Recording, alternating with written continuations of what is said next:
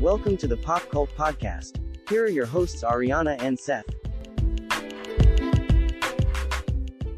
This is Seth. This is Ariana. And this is the Pop Cult Podcast. This episode, it's Oops, All Nosferatus. We watched 4 versions of Nosferatu. The 1922 silent film original, the 1979 Werner Herzog follow-up, the 2020 meta film Shadow of the Vampire, and the most recent Robert Eggers remake. And we're going to talk about them all. So we're going to start with the silent film. Yes. So this was subtitled Nosferatu, A Symphony of Horror. That's its full name. Came out in 1922, directed by F.W. Murnau. If you watch it and the story seems very familiar to you, it's because they were literally ripping off Bram Stoker's Dracula. His widow didn't want to sell the rights to make it into a movie. I think Stoker had a background in theater, and I think Dracula originally, I don't know which came first, the novel or the stage play. I think they happened very close together.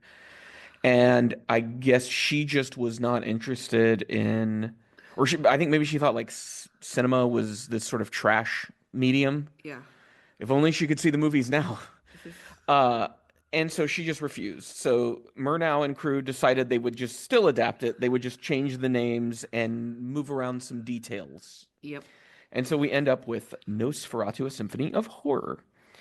I read that the idea of making this movie came from the producer's experience serving in World War I on the Serbian front. Okay. And he said that he would meet locals who would tell him folk stories about vampires in the area, like someone who said they had a friend whose father was turned into a vampire. Okay. And they had to put a stake in his body's heart in the grave and things like that. So I don't know if they were messing with him, if these were things they truly believed, maybe a little bit of both. He also stated that he saw the war and the life-draining powers of a vampire as very similar things. And it turned out, no big surprise based on their ages, but a lot of the men involved in this movie served in World War I. The director, F.W. Murnau, did. Max Schreck, who starred as the vampire, Count Orlok, also fought in World War I. He's a little more of a mystery. A lot of people think that he had PTSD based on friends' accounts of the way he would behave. Yeah. And they say he often took long walks in the forest by himself, where he just wanted to kind of be alone in nature. Okay. And he was very quiet about his private life. And then I found a quote that he said when somebody kind of asked him to explain like his mind. And he said, "It's a remote and incorporeal world." And that made me kind of think, was this guy neurodivergent? Yeah, or just also like Traumatized heavily. Traumatized and felt that maybe it was better off to be by themselves. So that's kind of the background of how this movie came to be. It's made in 1922. The fervor that's going to become the Nazis in the outbreak of World War II isn't here yet, but you can hear it in Berlin from what I've read at the time. You can really get a sense that it's a society that's becoming increasingly more xenophobic and homophobic and angry and trying to find someone to blame. It shouldn't surprise us that a movie like M, which we've also seen, Fritz Lang's M, comes out, I think, maybe 10 years later. I think that was maybe 32. And so we're still just at the beginning of the sort of Nazi regime there, and you can even feel it in that movie, right? Yeah. So before we get into more details about the original Nosferatu, I want to know, Ariana, this being the first silent film we've ever reviewed on the podcast. Not your first silent film you've ever watched. No.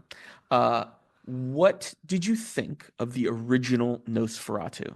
I mean, it's an okay film. I can understand that if you are a huge cinephile of sorts, if by me giving it like a 3.5 is atrocious. It's just, it has this thing that I feel like the majority of the film, and you had talked about this while we're watching, is once it gets to the half point, you're just kind of like wandering off mentally because they really don't know what to do with themselves as to what is the huge impact by having Lord Orlok, Count Orlok finally within Germany. Well, not even that. It's like, I love everything from the beginning of the story up to when Hutter, who is their version of Jonathan Harker here, Yeah. is driven mad and left to die in Germany, and Orlok goes to the boat, right? Yeah. The Well, not boat, in Germany, in like where Transylvania. The boat is where the movie loses me. I don't think that's a very interesting sequence for the main reason that none of those characters matter in the story. They're just there for the count to kill. Yeah.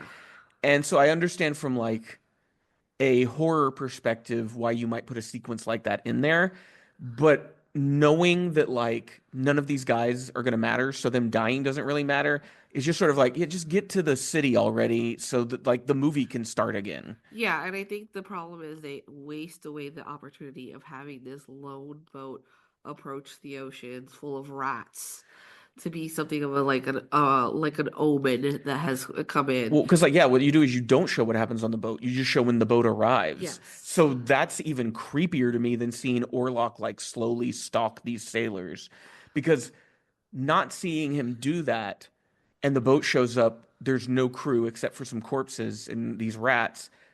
Like you were saying, that's mysterious, scary. Yeah. It has you asking lots of questions. You start to imagine what happened on that boat, which is more potent than what they show you in the movie. Yes.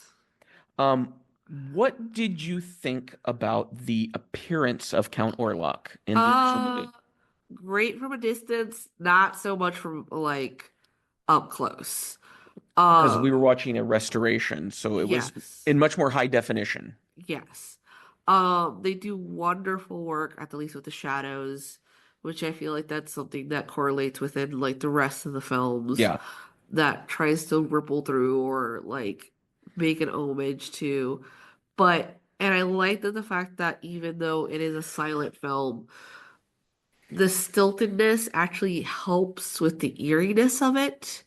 He does feel very unnatural when he moves. Yes. It's creepy watching him like walk across the screen. And like the long nails is necessary by the way like they position their fingers. It sometimes both feels crude but delicate at the same time. Um, it's also like the darting eyes from side to side of just like not knowing like you also have to question like how scary are you is it really up until like he does an attack or he comes closer. Yeah, and I think like the movie does an interesting job of having people be kind of repelled by Orlok, but they still think he's human. He's just an outsider, and so you see Yeah. them trying to be like as polite as possible while being terrified. Yeah. Um, what's interesting is I was reading a little more about the background of this movie, and that he is in the film. They do kind of imply he's not a human. He was never a human. Yeah. He is the spawn of the demon Belial. And if you go to the Bible, the demon Belial is associated with pestilence and plague. So Mm. somebody who knew who Belial was watching the movie could already probably predict that was foreshadowing for what was to come. This Yeah. sort of rat-infested plague that's going to happen. The document, the contract that Herr Canuck sends with Harker Yeah. is not just nonsense. That's what I thought when I saw it. It's Uh-huh. pictures and images.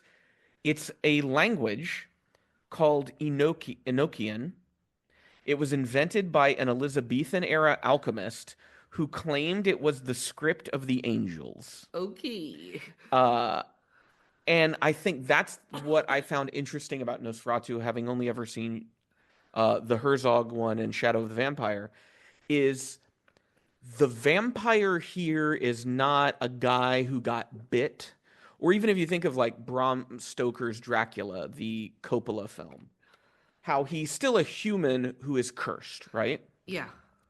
This vampire is not human at all. He is some like creature that lives in the mountains of this region, can make himself look like an approximation of a human, but there's certain physical traits that he can't hide. Yeah. And I think that's very interesting because it implies a kind of evil that you might not be able to kill. Yeah, that's It's gonna come back over and over again. that like maybe you kill this form, but he'll have another avatar. It's and so it becomes, and we'll talk about this when we get to the Eggers film.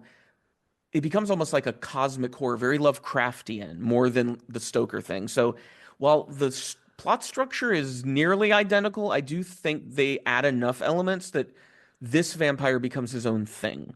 Yes. Um, so there have been some arguments about this movie. I want to know what you thought. So it's very clear that the source text, so like Dracula, there is a fear of the other in Yes. here. And it's the fear of the Western European towards the Eastern European ethnicities, the Roma, the Slavs, these people. Yes. People that they see as like uncouth and dirty and primitive. And once again, that's going to be a really important feature in the Eggers remake. And I think it's one of the things that makes that movie so interesting. But we'll talk about that when we get there. So there are people that watch Nosferatu and do feel that it is a racist film because of the way it presents people from outside Germany. And if you think about Germany at this time, the xenophobia rising up, Yeah. it does seem that way. However, Murnau was a homosexual, and there are scholars who studied that period of Germany and film and the arts and have said that based on what they've read about Murnau, they don't think he would have consciously put those things in the movie, that it would have been a sort of unconscious cultural bias Yeah. that was not unique to Murnau, that you could have talked to almost anybody in Berlin and asked them about what they thought about, people in Romania or Transylvania or Eastern Europeans, and they would have given probably much worse things to say than what you see in this movie. Yep. But I do think the Dracula story, or I guess you could say the Nosferatu story, is more of a story about the marginalized other than Bram Stoker's Dracula, which is more of a story about sex, I think. Yes. And Eggers kind of brings the two themes together in his version. In this version, of course, is 1922. It's still Germany, but they're still not that explicit about anything. No. I do think this movie has some of the most stunning, like iconic cinematic visuals ever. And I know this because they're visuals that have been repeated so many times in other movies, especially the shadow work with Max Schreck as Orlok is something that we haven't watched any of his movies, but I think it was Jacques Tournier who did some horror movies in the 40s, like Cat People, which is very heavy on shadow. I wouldn't be surprised to sit down and read an interview from him, and he cites this as one of his influences Yeah.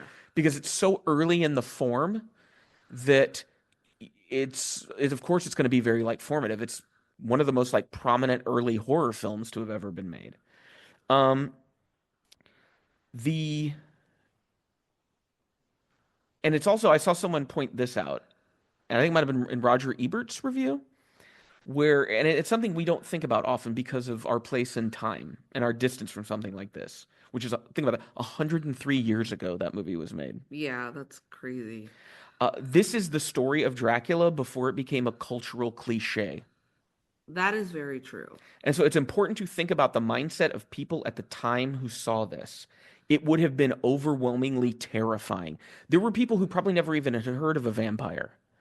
And this was the first time they'd seen this on screen, and they don't have a context for it. Think about when you watch a horror movie that you don't have a context for, how terrifying that is. Well, it's also the idea like you no longer have like this backstory. You don't have this correct idea of like how do you kill it?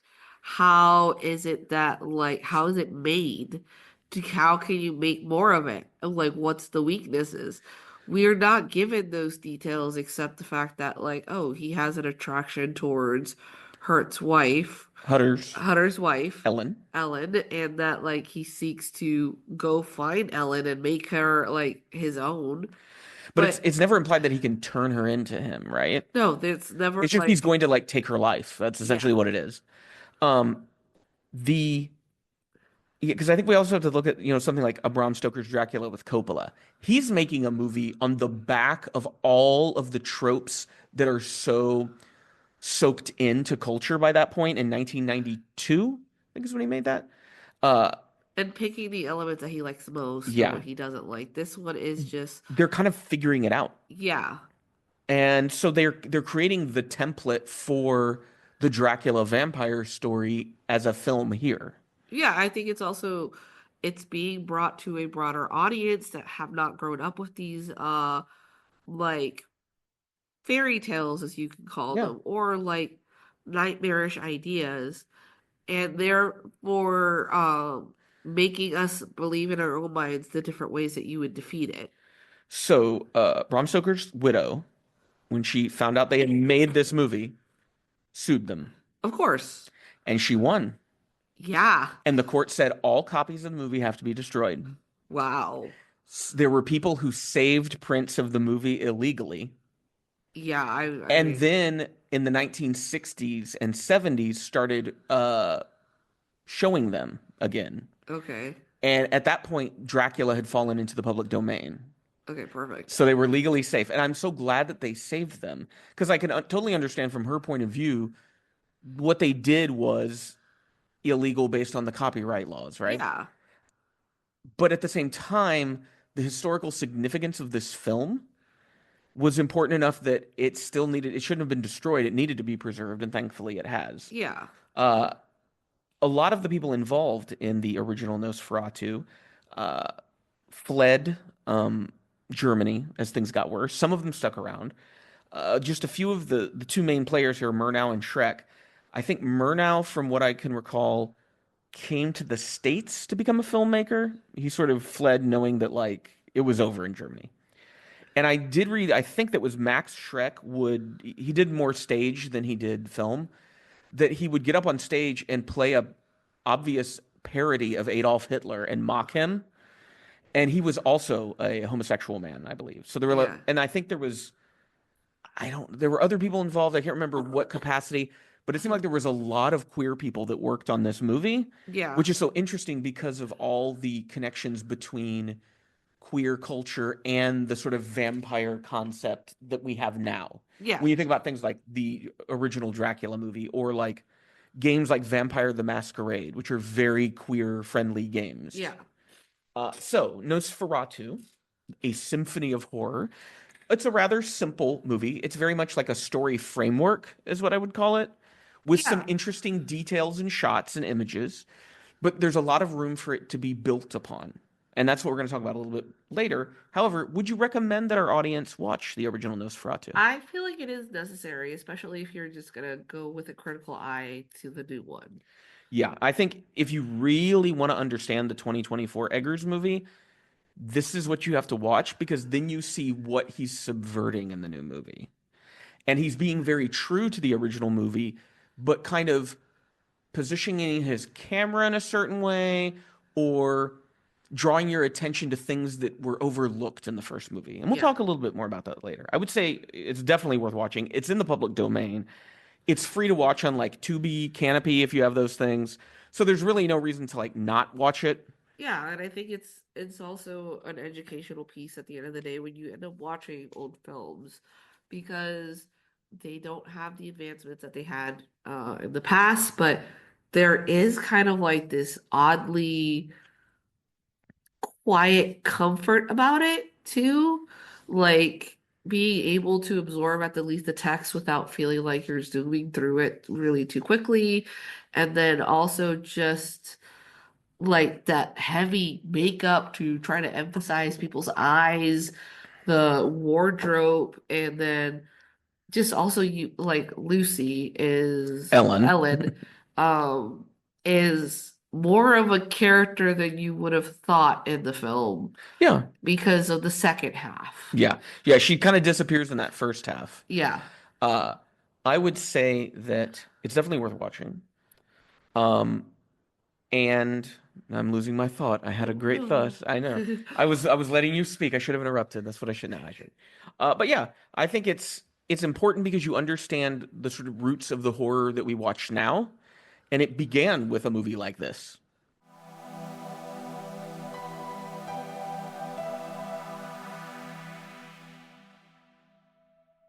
Jonathan Harker is sent away to Count Dracula's castle to sell him a house in Verna, where he lives. But Count Dracula is a vampire, an undead ghoul living off men's blood. Inspired by a photograph of Lucy Harker, Jonathan's wife, Dracula moves to Verna, bringing with him death and plague, an unusually contemplative version of Dracula in which the vampire bears the cross of not being able to get old and die. So this is Werner Herzog's take. Nosferatu the Vampire is the full name of it. Made in 1979, so Dracula was in the public domain by this point, so he didn't have to hide it, and he uses all the real names of the characters from the Dracula novel. However, he uses several plot elements from the silent film that are not present, to my knowledge, in Bram Stoker's story. Yeah. So it's kind of a mix of both. We have Bruno Ganz, who is I think, very well-known German actor, especially at that period, who plays Jonathan Harker, Isabella Adjani as Mina Harker, and then you have the memorable. I was trying to think what adjective would I describe him as? The memorable Klaus Kinski as Count Dracula. So, Ariana, what are your thoughts on Werner Herzog, the filmmaker? We have seen Aguirre, The Wrath of God. We've seen Fitzcarraldo. I'm trying to think what other Herzog movies you've seen. I know he's just a character all amongst himself. I don't really know when is he telling the truth or when is he lying at times. He is very like P.T. Barnum, I think, that a lot of people don't realize. That sort of, he's a showman and he understands the perception of Germans outside of Germany, Yes. especially in America. And I do think he kind of plays into that a little bit because I do think he is funnier than people typically allow for him. Yes. And I did see that in this movie. There are like some like funny bits in Nosferatu the Vampire. Yeah. It's very subtle, dry humor. Yes. And it's funny because like they involve Dracula, just kind of like he seems so awkward. He's the saddest vampire of all these, I feel like. Yeah, I think this is I can't say it's the strangest because I like the next movie. Like I feel like that Nosferatu is Shadow of the Vampire. I think that like is the weirdest one, yeah. For sure. but it is there is like this awkward boy, like teenage boy first time encountering like which fits, right? He has never really socialized with anyone, so he doesn't know how to be around people. Yeah. And he's aware that he doesn't know how to socialize. So it's like a neurodivergent person who's very aware of their like inabilities to socialize, and it makes them really a sad. neurodivergent person who had been homeschooled in Yeah, perfect. society. So it dials back less on the cosmic horror elements and more of just, well, I'll read, there's some quotes I found that I think Okay. might help us have a little conversation about this. So Herzog saw the film as a parable about the fragility of order in a staid bourgeois town. And this quote from him: Nosferatu is not a monster, but an ambivalent, masterful force of change. When the plague threatens, people throw their property into the streets. They discard their bourgeois trappings. A reevaluation of life and its meaning takes place. So he sees, and this kind of tracks with a Herzog kind of philosophy of Yeah. life, that these masses of disease and destruction do cause death and they do cause pain and they do cause suffering. But there is a part of them that also forces a kind of renewal to happen, Yeah. that out of that death, something new has to be born because it's not like everyone's just going to kill themselves or drown themselves. Exactly. But you have to go, how do I move on from this moment of just utter oblivion? What kind of world do I create? What kind of person do I become? And I do get that sense. The way the plague is presented in this one, there's a lot more attention spent on it as like Yeah. a plague than like, oh, look at the rats in the first movie. That is very true. So along with that, at the least there's a little bit more because if we were to evaluate like uh the Romani people that are supposed to be surrounding Nosferatu, who know who he is, Or and then they're are afraid of him. they're afraid of him, but also like giving warning signs of just Well, being his name is not Nosferatu. You're doing like my little brother when he thought Kevin's name was Home Alone. Uh, and I would always think that. I think Nosferatu is a German word for vampire, but then they also yeah, have the word vampire. I don't know. yeah. It's just Dracula, because he's it's Dracula in yeah. this movie. The warnings of Dracula, the fact that it's just like to them, it's kind of like this is something that we can handle, so you guys don't have to take it. Um, there is a little bit more participation versus the first one where it's sort of like, oh, they don't want to let Harker. Harker like hang out with them even though he's so tired from his journey and he just wants to sleep. Um but I think it also did they have that moment where he like starts walking to the castle? Yes, because I remember it vividly. There Yeah. is a shot where he pans from Jonathan walking up the mountains to then the point where Jonathan's trying to get, which is this sort of dip between two peaks. And there is this like thick cloud cover. It looked like um I can't think of his name, and it's like three words. It's three names. Boom. That's what I'm thinking in my head. But it was one of those painters from the sort of romantic period where they would do these sort of like they would paint these landscapes that were almost like in awe of the terror of nature, of just Yeah. like how powerful and imposing elements of nature can be. And I think Herzog captures that wonderfully in this movie. Um, and I do think it's a movie where, as we were saying, the vampire is almost the most sympathetic character in the movie. Yeah, and this one also allows it to feel more like a fairy tale. Yeah, and Mina also gets a more pronounced role than Ellen did in the first movie. Yes. And I found a quote from Isabel Adjani. And what's interesting is a little spoiler here. When I found an interview with Robert Eggers and Lily Rose Depp, Uh-huh. where they were talking about influences on this movie. Yeah. And she brought up a movie to Eggers before he could bring it up. And he said, that's when I knew she was perfect for the role. Okay. And she said, I was really thinking about Isabella Johnny in Possession. And when you think about Depp's performance, the physicality of it, Yeah. very much a Johnny in Possession. And of course, they said her performance here was also an influence because it's Yeah. Nosferatu. So here is a quote from Isabella Johnny of her thoughts about the movie and what she thinks it's about. She said there's a sexual element. She is gradually, referring to Mina, attracted towards Nosferatu. She even calls him Nosferatu, so I guess don't feel too bad. She feels the fascination, as we all would think. First, she hopes to save the people of the town by sacrificing herself. But then there is a moment of transition. There is a scene when he is sucking her blood, sucking and sucking like an animal, and suddenly her face takes on a new expression, a sexual one, and she will not let him go away anymore. There is a desire that has been born.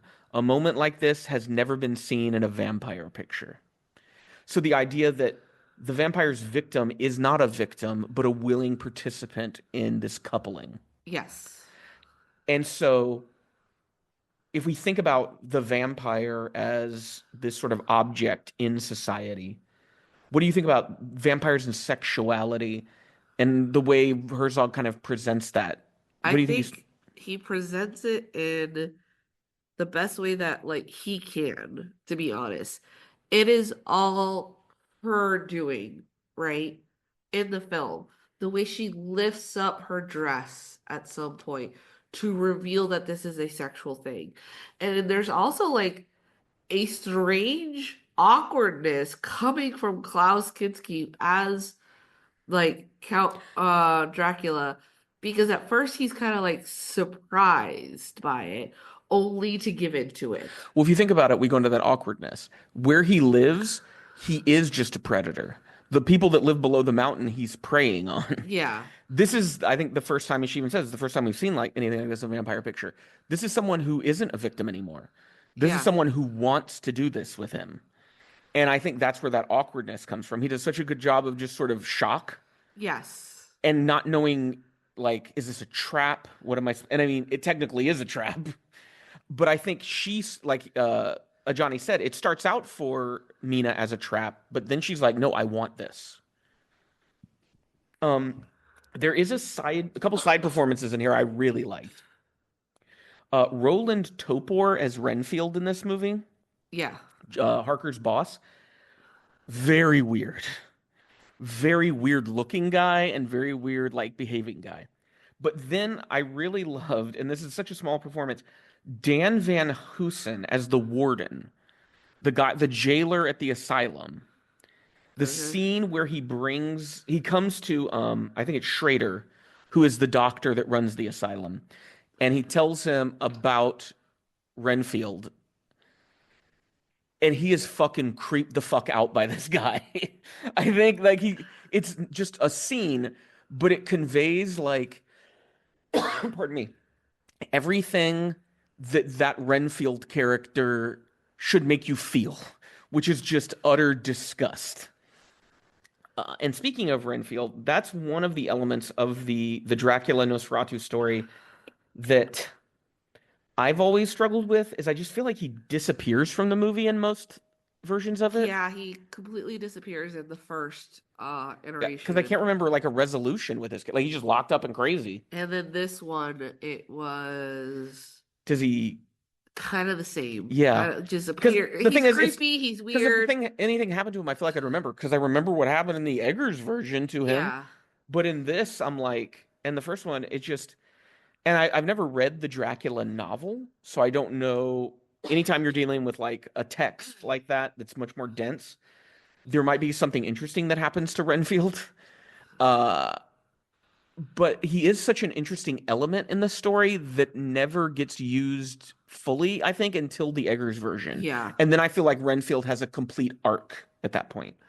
But yeah, would you recommend the 1979 Werner Herzog Nosferatu to our audience? Yeah, I would. Yeah, I'd say if you want to see, if you're sort of unsure about the silent film version because it's going to be a bit more bare bones and you want something with more meat on it because you're used to films that go have more like psychological weight added to them, I think this is a good step up from that. Yeah. This really feels like a movie that Herzog wanted to make good. I'm not saying that he made his other movies bad, but like, and this did very well, I think, at the box office financially compared to a lot of his other movies. He kind of understood that this was more than just a movie that was an interest to him. This was something that like a studio wanted. I think it's also just it's closer to home, quote unquote, when you think about it. Like it's supposed to be set in Germany. It's Yeah. supposed to set during things that like he might have seen or have felt within like the society, and also making it into a fairy tale versus other films. It feels like sometimes Werner Herzog has this thing. It's like, well, let's just go on an adventure and see what happens. Yeah, this did have more structure, which I appreciated.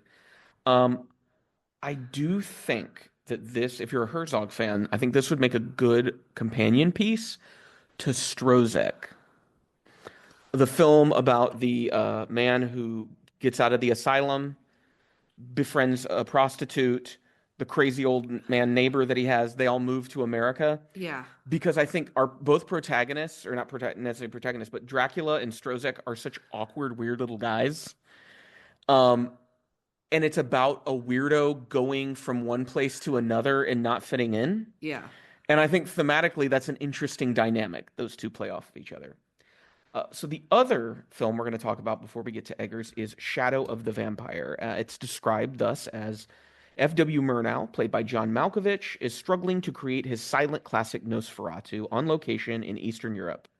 The director is obsessed with making this the most authentic vampire movie ever. To that end, Murnau has employed a real vampire, Max Schreck, played by Willem Dafoe, explaining to the crew that he is the ultimate of that new breed, the method actor. Trained by Stanislavski himself, Schreck will appear only in character and only at night. So this film, I think it was hitting the festival circuit in 2000, opened in U.S. theaters January 2001. I bought a DVD from Blockbuster maybe later that year, or 2002, something like that. And so of all these movies, this is the only one I ever owned. Okay. And I watched it a few times. It's a film that, going back to it, I don't think I like it as much. A little background. Okay. So it was directed by Elias Marriage, was his name. Or is his name. He's not dead. He mostly was known for music videos for Marilyn Manson and Glenn Danzig. I don't know who the last name is. Glenn Danzig? I don't know. I think you'd know who. I think your brother would know who he is, without a doubt. Okay. He had directed one feature before this, which To say was not a box office success would be an understatement. It was never made to be a box office success. Okay. It was called Begotten. I've never seen it, but I have seen it listed on the most disturbing movies of all time list. It's a, from the clips I've seen, it's a very experimental film about the cosmic act of creation and death, and all of the characters are gods. But it's like people in sheets with these stylized masks, and I don't think there's any dialogue in it. And it's all in black and white and very grainy and this very like disturbing uh score. Yeah. I didn't feel any of that in this movie. And I was like, this felt quite mundane. Yeah, which oddly enough, like the best thing about this film is gonna be Willem Dafoe. Yeah, yeah. And the best scenes are between Willem Dafoe and John Malkovich. Yeah. And then there's a good chunk that John Malkovich disappears because the real vampire starts feeding on people in the fucking like Yeah. cast. And let's talk about that cast. Not only is it those two guys, we also have Eddie Izzard, Carrie Elways, and Udo Kier. So like this is a pretty stacked cast of people. So it should have been so much better, in my opinion. Yeah, and there's also supposed to be like this thing that like Willem Dafoe's character is just wanting to see Greta like Schroeder, who plays Schroeder, Ellen in the movie, yeah. who I felt just was like barely there. Like, Well, it's they're trying to like recreate the plot of Nosferatu in this sort of meta way where it's the people making the movie are trying to figure out how to kill the vampire that they've cast in the movie about a vampire. So the yeah, death scene in the movie actually in reality is the death scene of the actor in this version, which it's once again, this is a movie where on paper it's so clever and sharp, yeah. but then when you actually sit down and watch the movie, it's very clunky. What is it categorized as? It's like it's supposed to be like, is it Horror like, drama. But yeah. I felt like there's satirical elements. It was weird because I almost felt almost wish that it was funnier at times, And it feels which like it is trying to be. I mean the way that Willem Dafoe like carries it, he does it so well, but it's just like it was ultimately kind of boring after a while because once everyone has caught on, they're just kind of like, The pacing yeah, it's the just pace drops off. because like after okay, so John Malkovich disappears and everyone is sort of like, "Hey, Max, you don't have to continue doing this, Max. Like you don't have to keep in character." And it would have been funny had he tried to pretend to be like other Like, people, what's up, guys? but it's like and also like the weirdness of people just being like, he's just in character. They're like, we saw him kill a bat and eat a rat in front of you. He's just in character, guys. Yeah, I'd say it's a movie that revisiting it left me feeling a lot more disappointed.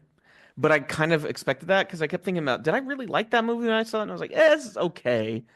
But yeah, like you said, Defoe and Malkovich are the best thing about this movie. And when they're not on screen, I found myself not giving much of a shit about what was No, happening. I don't think the other characters are that compelling. no, like everyone else just felt fucking boring because they're just supposed to be actors pretending to be these people, and none of them seem to even care about the film. And so, and there's interesting things that I don't feel that the movie comes to any sort of conclusions about or explores in any satisfying way, but they're interesting things that it could have explored. And the main one I'm thinking of is there's that scene where Max is left alone in the castle with all of the equipment, and he starts looking at footage that Murnau has shot, and specifically footage of a sunrise, which in the context of this film is a very interesting idea, right? Yeah, Because this is a vampire who Murnau is trying to claim, oh, he met him up in like the mountains or something. So it's almost like he is the Hutter in this version yeah, who wandered away and has become, or Renfield maybe yeah, even. And so if this vampire, Shrek, is the same as the Orlok, right? Then it implies that it's a vampire who doesn't have any experience with much of the world outside of where he just resides. yeah, And because he's a vampire, night is the only thing that he understands. film allows him to see a sunrise, something he cannot do in real life. And I think there's an interesting idea in there about the power of cinema, that it can allow us to see places and things that we don't encounter in our day-to-day life. And in seeing those things, it helps reshape the world in our mind. We start to see the world in a different way because of what we experience through these images. Yeah. And it feels like that was something the movie acknowledges but never goes anywhere with, Nope. which is really disappointing. Because I didn't feel like there was any kind of juxtaposition between him seeing the sunrise on film and then him experiencing the sunrise at the end of the movie when they kill the vampire. And like you would think, just structurally, these are two bookend points, right? These are arc points, right? Yeah. Max sees what a sunrise is. Max is destroyed by this thing that he found so beautiful. Yeah. Like, I've never written a movie script, but I've read a lot of things and watched a lot of movies, and it just feels like, yeah, there's something there. I don't know what exactly you do with that, but it does feel like there's, space to be explored and mined out in these ideas. But the movie just doesn't do it. The movie almost feels like it's so pleased with itself about its clever premise that it Yeah. never does anything more with it other than the premise. Yeah, you're exactly right about it just being, it is a little smug. It's like, guess what? In this version, the vampire's real. Isn't that crazy? Wouldn't that be crazy that, you had a real vampire? So, like, it was the cinematographer, I think, is the first victim. And he just keeps, like, feeding on him. And the guy is like, and this is where, like, the comedy comes in. Because it's not horrific. It's more played as, like, why is no one getting the cinematographer any help? This is crazy. But yeah, if you were like, Eddie Izzard is a performer who I feel is always very memorable, but in this movie they are not very memorable. No. They disappear, which is crazy that Eddie Izzard disappears in a movie. Yeah, they disappear right after like the second attack on the cinematographer, where like they as a character are like, I saw what you did, and then suddenly they're gone. Well, and then Carrie Elways kind of comes in. He's the replacement cinematographer. Is that, if I'm remembering that correct? Yeah. And he's brings a lot of comedy to it. But like, yeah, and he's also supposed to be like the secret like vampire hunter of sorts. Yeah, he's the Van Helsing Yeah. that they are pretending is the camera operator. And then Udo Kier, he's playing the producer, who I was telling you about originally, is the one who served in World War I and sort of saw the connection. Forgettable. And that's, how is Udo Kier fucking forgettable? Which is hard He's to a do. weird fucker, man. Yeah, Like, he comes with his own like it's not like his accent, which is like the strange, he's German. like German accent, and then is just hanging out. Just yeah, it's a script that, because I looked it up, it was Stephen Katz wrote it, and I looked and there wasn't really anything else he's ever written. I think he was like an executive producer on The Nick. Was that a show? I don't know. I think that was like a show about like surgery in the Victorian era or Elizabethan era or something like that. I have no idea. But yeah, not Elizabethan, I'm wrong about Victorian. And yeah, I wish they had handed this script to someone else and let them revise it, because again, there's so many good ideas, but such poor execution, which is a shame. Would you recommend Shadow the Vampire to our audience? No. I would recommend it only if you're like very curious to compare these movies. That's about the only reason to really watch it. Yeah, this is the one where like the female characters have nothing to do. Oh yeah, the female characters just feel like they aren't even in the movie in this one. But yeah, when we come back, we're finally going to talk about it. We're going to talk about Robert Eggers' Nosferatu.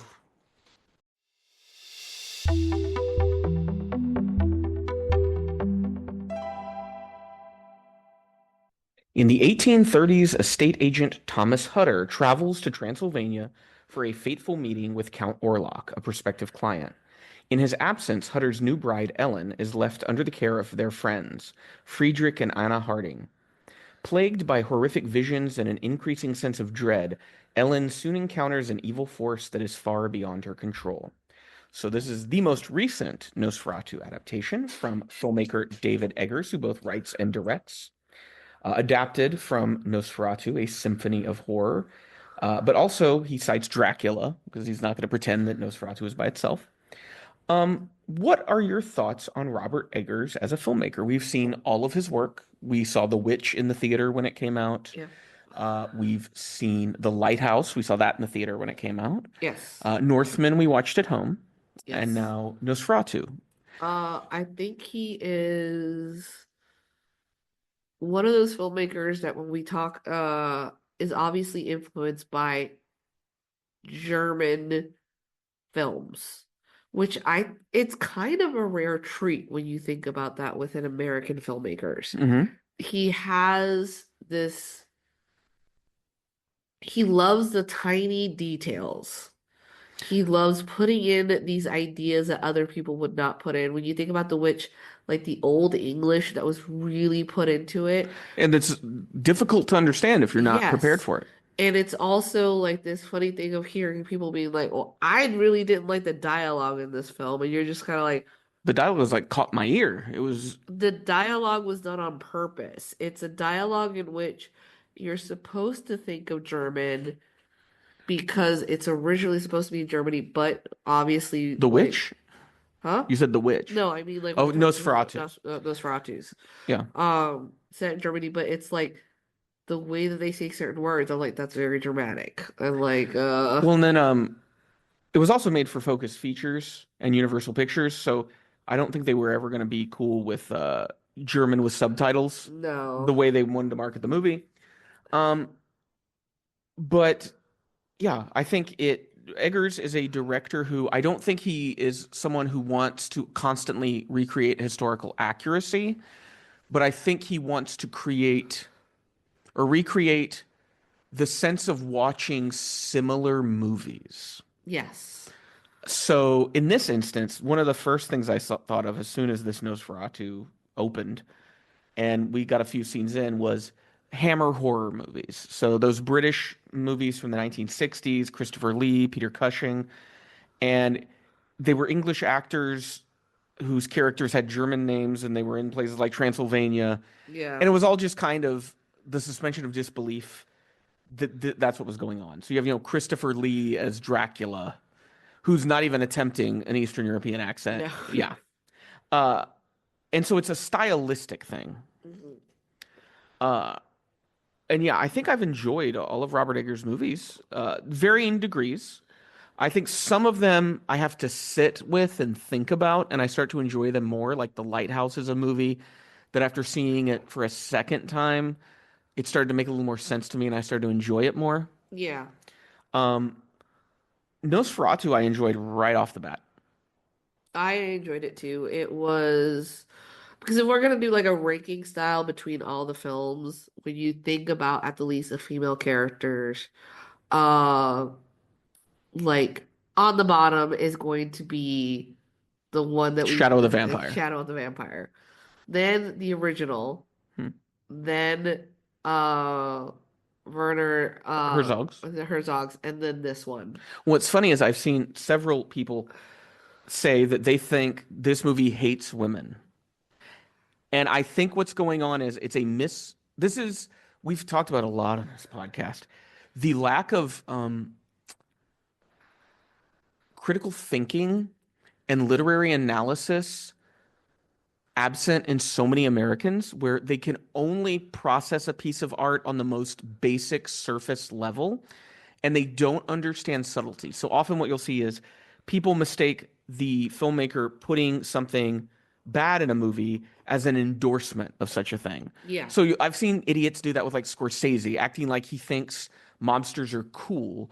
When if you've watched Scorsese movies, you come to understand that what he's doing is he's exploring ideas of masculinity in America and what it means to be a man. And especially as someone who grew up with people Yeah. like that around, that he could have easily slipped into those cracks, but understanding that they were not a sign of masculinity that was good. So like misogyny that you see in a Scorsese movie is misogyny that he would say he agrees with you. Yes, that's bad. He wasn't presenting it as a positive thing in the movie. Like the hilarity of thinking that that he would be glorifying mobsters when mobsters would be making fun of Scorsese to begin with. Yeah. Because they would be making fun of the idea of actors tuning into certain emotions. Even if these actors have Yeah. played tough guys before, you could still point, especially if this actor's good, if they've cried on screen or whatever. So coming back to Eggers and Nosferatu, I found this of the four to be the most interested in what our female protagonist was thinking and what Yes. she wanted. Yes. And it's the most critical of the male characters in this movie, to a degree that I was like, I thought it was hilarious the way that Eggers was mocking these men. I mean, yeah, it's also like the thing is like you have to remember while you're watching this film is that when they're talking about the women are not part of the Wait, I conversation. want to talk about, well, that they're often in the room. They're in the room, but they're not looked at, they're not Yeah. asked upon, they're not told. And this is not something that like was an oversight by Eggers or he wanted to go, women aren't important. He's emphasizing to you how little say Ellen has in her own like literal life. Yeah. That she is just someone for them to decide what to do with. And it was made so clear to me because he also comments on the xenophobia that you can see in the original Mhm. Nosferatu story. But like the thing is, Eggers is a good filmmaker, so he doesn't bludgeon you over the head like these shitty directors will by having characters outright say things. He assumes that you have the intelligence to watch a movie and do synthesis to like, analyze what you're seeing, because he'll have someone like Albin Eberhard, Defoe's character, who's supposed to be kind of the Van Helsing, mock some primitive idea Uh-huh.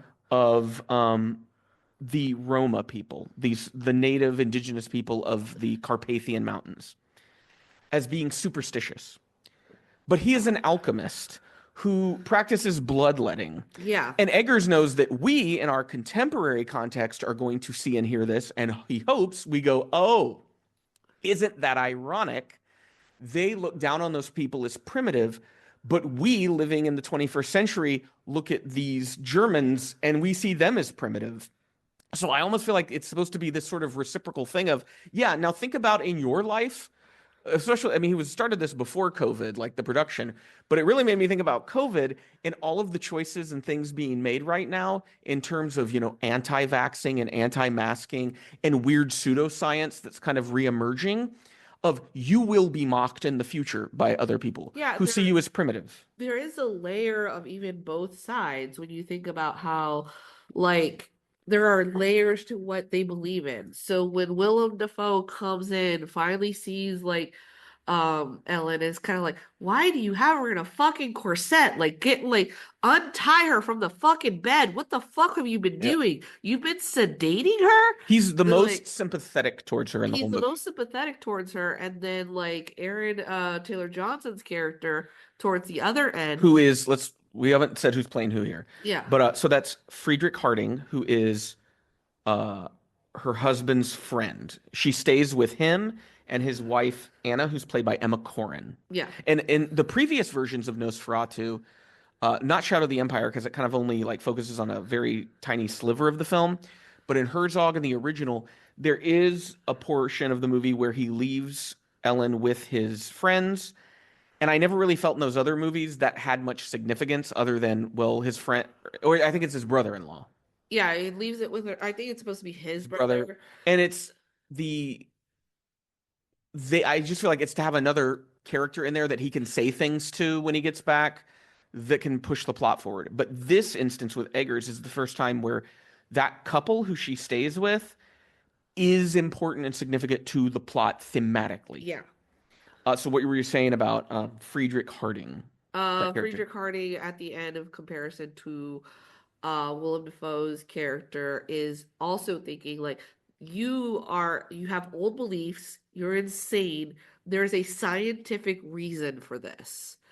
And it's one where like they're combating with each other without really listening to what Ellen has to say about what she has essentially brought to their land. When she has tremendous insight. When Yes. she does speak about what's going on, she's comprehending it on a psychological level that the other characters, we have Ralph Ineson, very iconic voice, played the father in The Witch. He plays Dr. Wilhelm Sievers here, who's sort of her attending physician, which is a character in this story, and who won't really even listen to anything she has to say. She has far more insight about what's going on than he does. Yeah. And I also think that it's this interesting thing, like, how boring would have it been had Ellen just been played as this quietly savvy, a little bit more ahead of everyone else, witty kind of person. Because I think what makes her interesting is how delicate she comes off, how she feels as if she might break like glass Well, someone who's at times, only to have like these bursts of energy that when she's with her friend Anna, Anna's like, are you fucking going crazy? well, I Like, mean, yeah, she's a very like, unstable person, yeah, but the movie kind of hints it's like, well, she's been traumatized. Like, she's been traumatized. No one's ever helped her heal. yeah, So she's just existing in a world where she's meant to just shut up and be quiet. And she's coming to this boiling point where she can't anymore. And that's what these sort of convulsions are. Lily Rose Depp, that was where she brings in possession, yeah, where she was talking about Isabella Johnny's performance in that movie as just so powerfully physical, like yes, it exhausts you.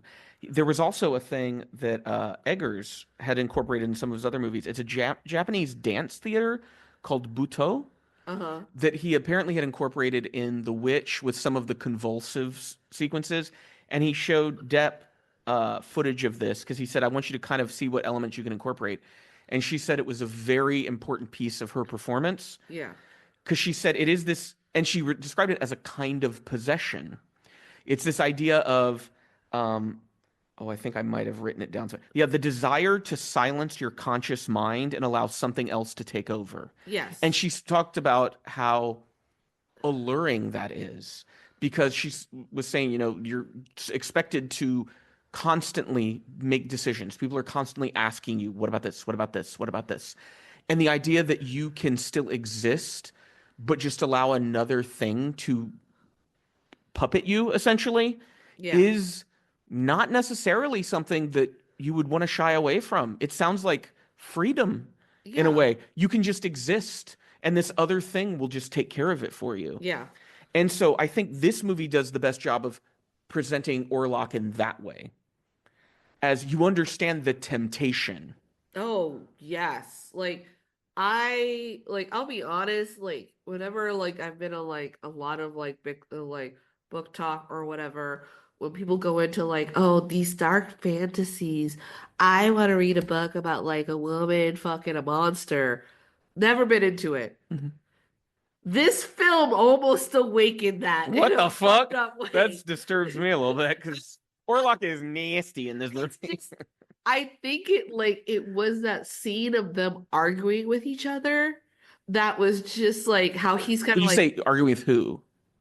when Ellen is having a dream where she's arguing with Count Orlok. Okay, yeah. And the I love these scenes that either are memories or just being under his control that go into black and white. When it's, I don't get the sense that she was like her fear of him is not the major emotion. I think what she's afraid of is how attracted to this No, darkness. it's like Yeah, it's that's being what it is. attracted to it and then also being losing control. Yeah.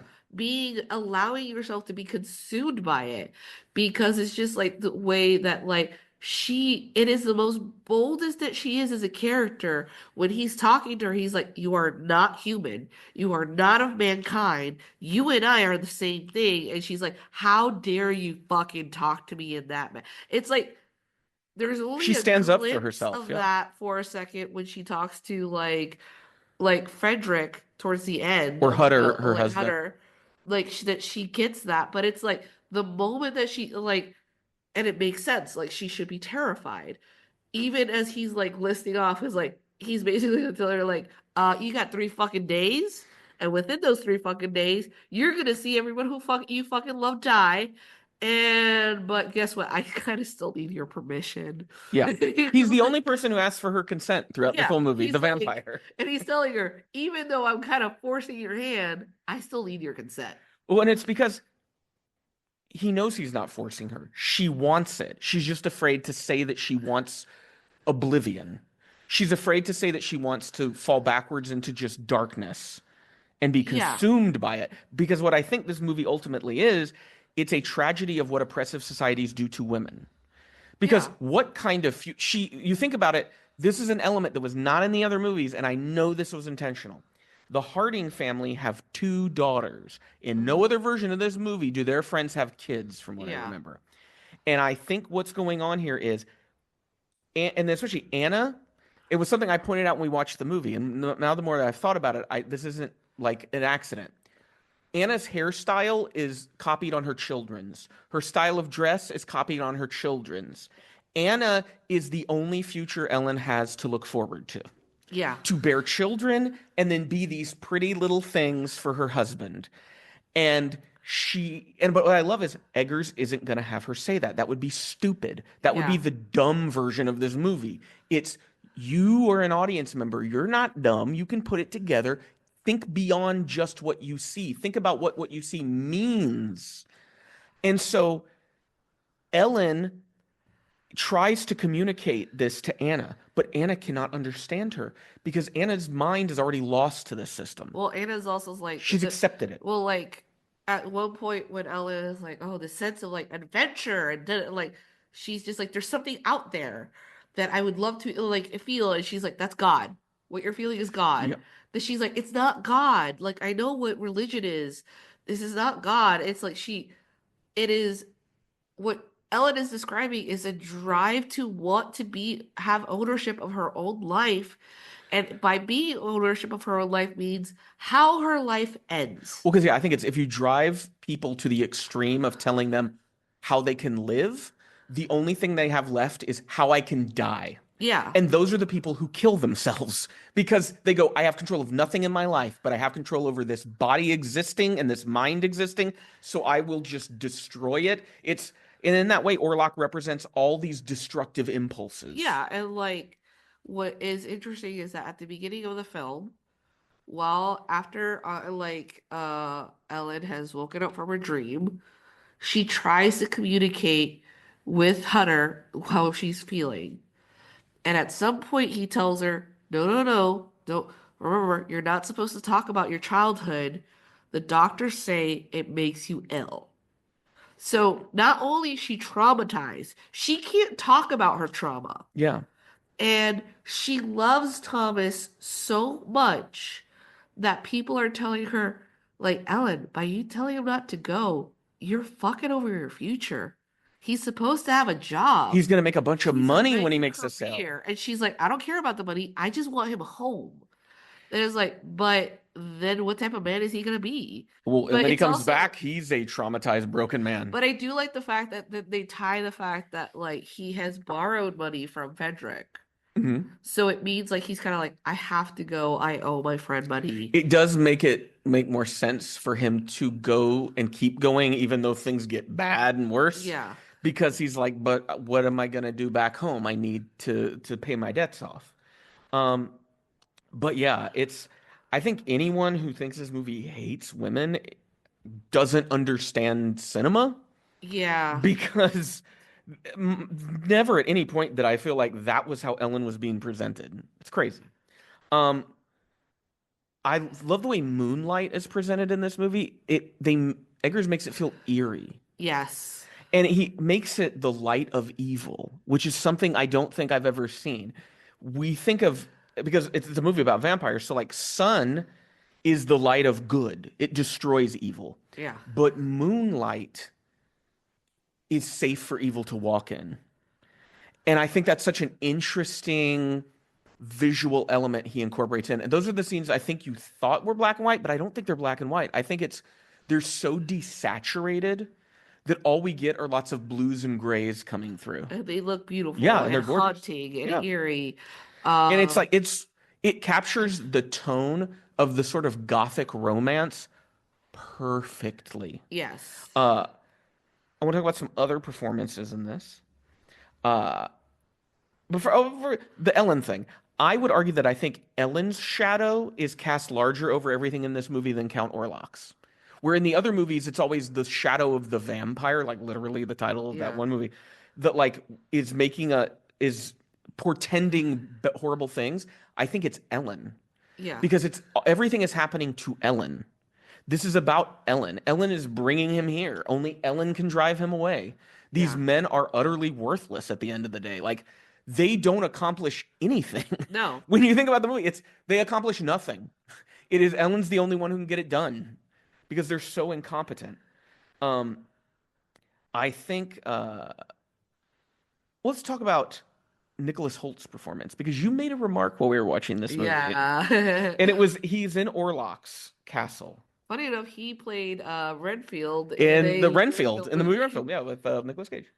And then we have Defoe played Orlok in another movie about Nosferatu. So there's basically a whole industry dedicated to recreating the Dracula story in various forms.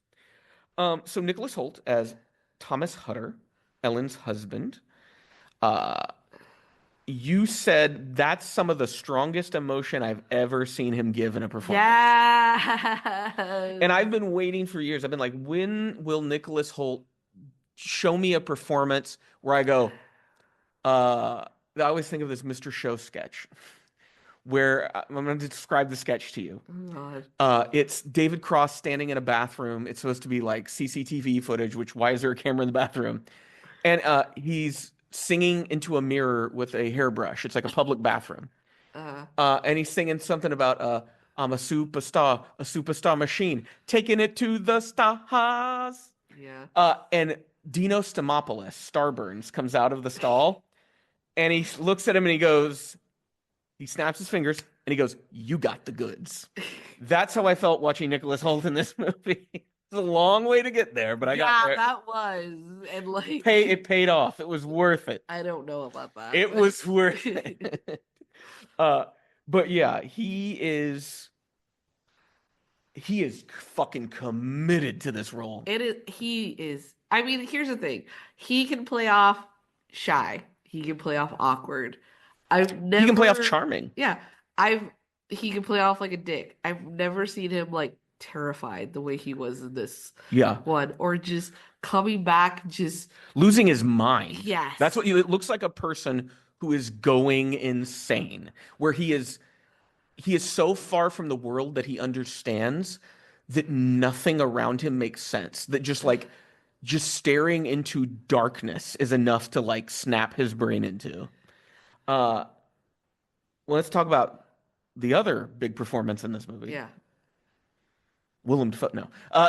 Which I was kind of surprised at how muted Dafoe's character was. I was expecting a little crazy. I liked towards the end, because towards the end you were like, what did he do?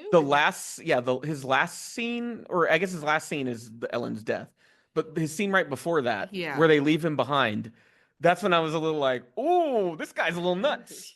But Bill Skarsgård as Count Orlok. So this was something that they did such a perfect job in marketing of not giving away a second of what he looked like in this movie. And even when you're watching the movie, I think it was a wonderful example of restraint as a tool of horror, where Edgars reveals Orlok to you in pieces. You hear his voice first. You see his like feet walking upstairs. Then you see him from a distance, kind of blurry. Then you see his hand. Like, he sort of builds Orlok on screen for you. He's constructing him a piece at a time. Yeah. So that when he's finally fully revealed, he's disgusting. Yeah. He is a demon, right? He is. Talk to me about, I heard some people complaining about the voice. Now, the voice is fucking great. And the breathing. The breathing is so creepy. The breathing. Well, I'm not going to say who, but I did see a review where someone said this is an ADHD person's nightmare, this movie. I'm not going to say. That's what I saw. As you're a person with ADHD, what did you feel about it?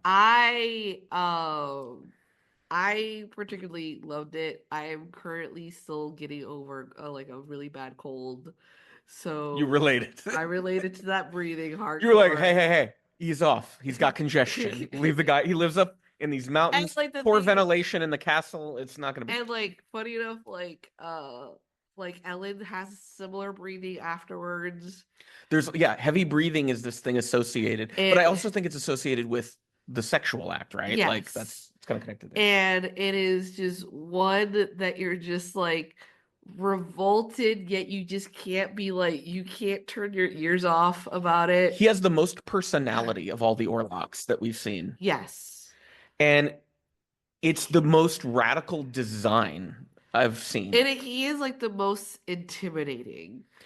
He's there's some parts where he seems gigantic. Yes. But it almost feels like his size changes during the movie. I was kind of getting Yeah. that sense that when he wants to be more terrifying, he can kind of get a little bigger. Yeah.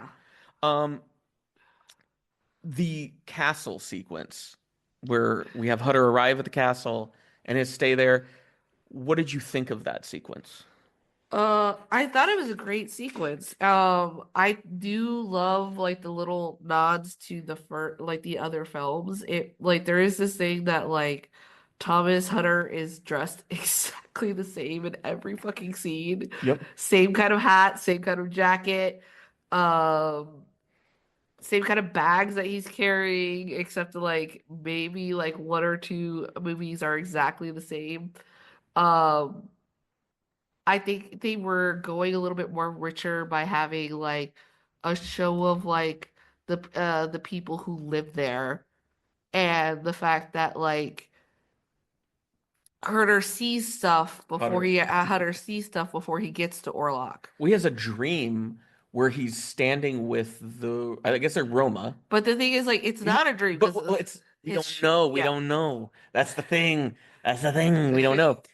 He is standing there and he watches them dig up a body and put a stake in it, and then the body like lunges, And it meaning that like it's alive. vomits blood. So in this instance, I'm wondering if it's implying that people can become vampires. That's Yeah. something that the lore about how vampires work in these movies is very vague. Yeah. And I think there's a lot of things we think about vampires that were really came out of, I think of those Hammer horror movies because they made a lot of like The Curse of Dracula, The Blood of Dracula, The Daughter of Dracula. So they kind of had to invent a lot of things. And then all of that kind of gets absorbed into the general trope of vampires so that we think that like, oh, that's always been there. Like there's no garlic here to my memory. No. I think crosses are something that they think the vampires are afraid of, but I never really felt like that had much of an effect. No. Uh, yeah, I think this Skarsgård's Orlok is a cosmic entity. I did not read him as a guy who had been human once and was turned into a vampire. My feeling was this is a Lovecraftian entity. Yeah. This is something beyond like time and space that was dormant in like the darkness of these mountains, and Ellen woke it up Yeah. by accident, and now he's bonded to her. And so it's created this sort of inevitable spiral that no matter what she does, who she marries, any choices she makes, Orlok is inevitable. He is like the double entendre of he is coming Yeah. that you keep saying, which when you see how like much this movie is about sex, you're like, yeah, he meant Eggers isn't doing that on accident, right? This is a movie about two people destined to have sexual union. Yeah. And in that union, they will both be annihilated. Yep. And that's such a like operatic, like grand, large idea that like through the act of what we would see as like procreation or pleasure, but for them it will be an act of just dissolution. Yeah, the thing is like his idea of the dissolution is he will destroy everything that is around them Because he's by also bringing the plague. like by bringing the plague, and for her at the end of the day is not uniting in him with him forever, but allowing her death to come so he could die with her. When it's also, I chose this. Yes. She's in her head. I think it's kind of like what Ajani was talking about in her performance. And you see it here, where there's this switch inside Ellen of just sort of like, this isn't that bad. Like the sort of, she's not dying in revulsion. that she does take pleasure in like having sex with this creature because it's sort of what we've seen in other media, especially when they talk about like witches and the idea of the profane, right?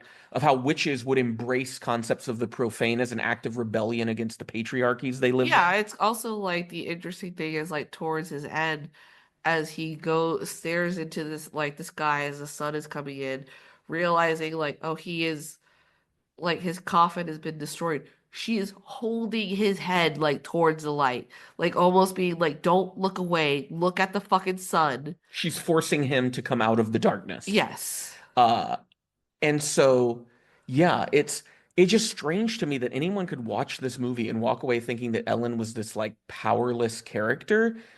But it speaks to another thing is there's this annoying thing I've noticed a lot of people do, the Bechdel test.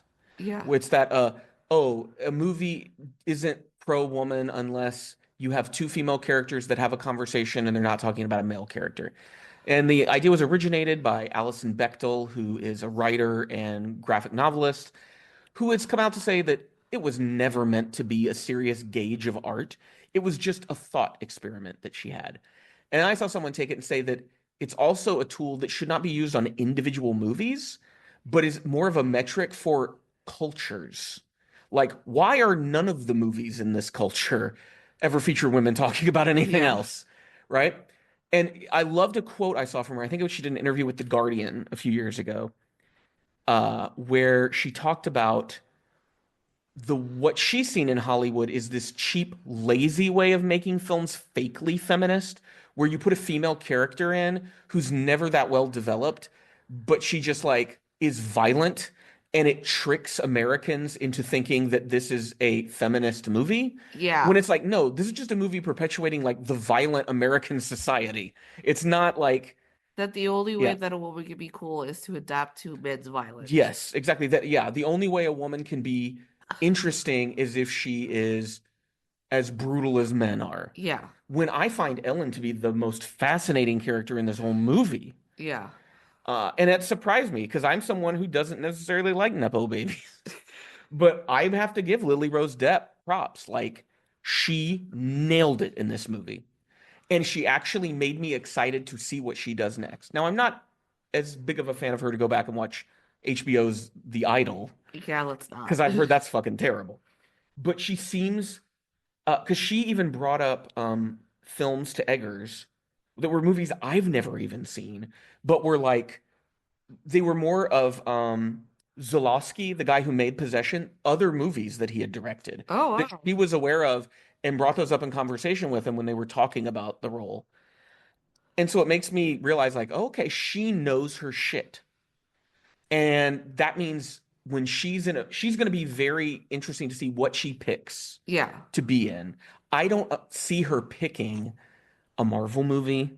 I don't see her picking like some shitty rom-com unless it's sort of maybe people she'd want to work with. Yeah, It I would, think it's yeah. just we also have to realize she has that privilege, right? Yeah. And when, I mean, she probably also has bills to pay too. Like, yeah, Yeah. she's Johnny Depp's kid, but the more I learn about people in Hollywood, the more I realize very few of them are actually like liquid rich. They're like asset rich. And even then, it's hard to turn those assets into liquid. Uh, I still think that you have a hell of a lot of privilege. Um, Willem Dafoe as Albin Eberhart. It's more muted than I thought, but Yeah, it works because he doesn't try to steal the show. exactly. He knows his role is not to be the star of this movie. His role is to be the Van Helsing archetype. What about Hernock? Oh, Herr Knock Yeah, or Herr Canuck. That was yeah, yeah. Simon McBurney, who we had seen him in Rev, that British yes, comedy, great show. He also had a role in the first season of Utopia, another yeah. fantastic British show. And so his Canuck is essentially Renfield. This is the first fucking Renfield that gets a full character arc. Yep. And I was, because there's a point, I remember I looked at you and I said, do you remember where Renfield went? Because I remember he goes to Orlok. He's like, what do you want me to do for your master? And all that. And then I was like, I don't really remember there being much resolution from that scene. No, because like most of the time they're like, oh, he's on a roof somewhere, like eating some bugs, trying to Yeah. eat. And in this movie, Canuck comes full circle. He gets a fantastic last scene in the movie that actually creates more tension and suspense in the overall story. Yeah, Such a great scene. Yeah. That actor is so great at playing this creepy fucking weirdo who, and I love the additions where like Eggers has that scene of him in the pentagram of blood surrounded by candles. And that's one of those scenes that really made me go, I think Orlok isn't necessarily a Dracula vampire. He's a demon. He's something Yeah, and I beyond. think it's like by having him have these like, telekinetic conversations with like Ellen, Mm. and then in translation to like Canuck. Canuck, it made perfect sense, right? Here was a creature like yeah, we might be miles away, but fuck you, I need you to do something for me, or what's going on? Um, And then I even think like Aaron Taylor Johnson. I liked him as Friedrich Harding. yeah, And I'm normally lukewarm on that. Him. I don't really seek out movies he's in, and the movies he's in that I've seen, like Kick Ass and stuff like I'm like, they're okay. But this I was like, okay, he's got some like good acting chops. When he's yeah, grieving, like he sells it. yes, he does. Uh one more movie that they mentioned in this interview I read between it was Depp and Eggers was The Innocents, which you've seen. Yeah. Deborah Kerr. I know you don't know who that is. I'm not even going to pretend. Yeah. Uh, governess hired by the rich Yes, yeah, man yeah, yeah, to yeah, yeah, watch yeah, yeah. his niece and nephew who Uh-huh. he doesn't even live with. And that is a movie, and we find out in that movie there's some weird stuff that went on with two staff members of the house that is like weird and darkly sexual, and it gets really creepy. And so there's this sense of like haunting dread throughout that whole movie. And I definitely see how that influenced this movie of this pending sense of something really bad happened, especially Ellen's childhood being brought into it, or Yeah. adolescence, I guess she was like a teenager. Yeah. That feels very like The Innocents. Would you recommend Nosferatu to our audience? I was almost saying Peter Eggers, the Robert Eggers version. Yeah, go watch it. Yeah, I think it's fantastic. I think if you double feature this with the original movie, I think it will enhance your viewing of Yes. Eggers because you're going to understand what parts are in there that you might think are offensive, but you're not understanding that he's going, no, no, no. I'm not going to pretend they weren't there, but I'm going to expand and comment on them through the Yeah. film. And so things like the Roma people and the way they're presented. Uh, but yeah, I think it's a movie that has me very interested to see what Lily Rose Depp does next. And it's also confirmed to me that like Bill Skarsgård is an incredible actor. Yeah.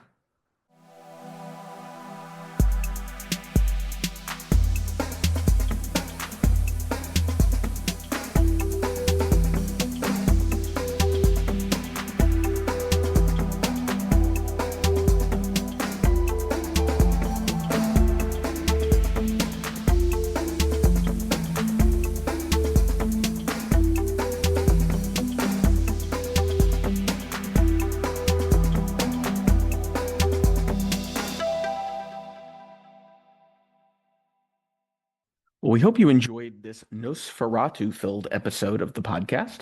Make sure to check our show notes for all the important links, including to popcult.blog.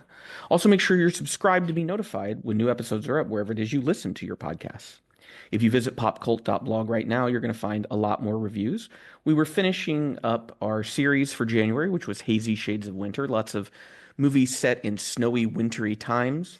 And this coming week, we're going to have a little bit of a lighter posting load on the blog as we prepare for our February series, which is going to be Shakespeare on Film. We'll be watching several of the best adaptations of the Bard's work, including Branagh's Hamlet, Julie Taymor's Titus, Baz Luhrmann's Romeo and Juliet, but also movies like Kurosawa's Throne of Blood, which is an adaptation of Macbeth, as well as Peter Greenaway's Prospero's books, which is his take on The Tempest. Well, if you enjoy what we do here on the podcast and the blog, we'd encourage you to support us on Patreon. You have several reward tiers to pick from, depending on what you're able to afford. I want to thank our patron, Matt, who donates at the writer's room level that lets him pick a movie every month for me to watch and review. There's also several patron podcast mini-series that you can only listen to if you're on our Patreon, and they're available to people who donate at any level. The next episode of the Pop Cult Podcast, we will be doing a tribute to the late, great David Lynch, who left us here in 2025. We're going to watch and review two of his best films, Eraserhead and Blue Velvet, which Ariana has never seen before. So I'm very interested to hear her thoughts on those. Well, until next time, you keep listening, we'll keep watching. Our podcast music was provided by thepodcasthost.com and Alitu, the podcast maker. Find your own free podcast music over at thepodcasthost.com/free music.